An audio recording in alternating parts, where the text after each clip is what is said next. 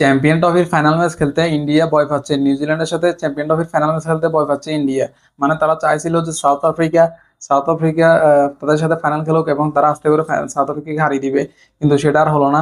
South Africa গত টি-20 বিশ্বকাপে তাদেরকে আস্তে করে হারিয়ে দিয়েছিল। তো এবারে আর সেটা পারলো না ইন্ডিয়া। তো এখন এটা নিয়ে তারা মনে মনে আফসোস করতেছে আর বলতেছে যে নিউজিল্যান্ডকে কিভাবে হারাবো এটা নিয়ে চিন্তিত তারা। কারণ নিউজিল্যান্ড শক্তিশালী, নিউজিল্যান্ড ইন্ডিয়ার আতঙ্কের নাম।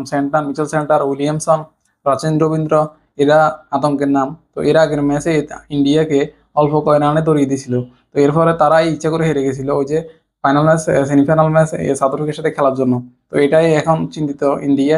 কারণ তারা কোনো মাথা ব্যথায় নাই, তাদের কোনো টেনশন নাই।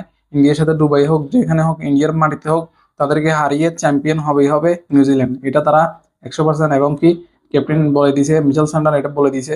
তো এটা নিয়ে এখন তাদেরও চিন্তিত আছে এবং কি ভয় পাচ্ছে এক প্রকার খেলার জন্য। মানে চাচ্ছে যে ফাইনাল ম্যাচটা আসলে যদি অন্য দলের সাথে হতো, বাংলাদেশের মতো দলের সাথে হতো, তাহলে আস্তে করে ম্যাচটা খেলে জিতে যেতে যেত। এখন এটা নিয়ে চিন্তিত তারা।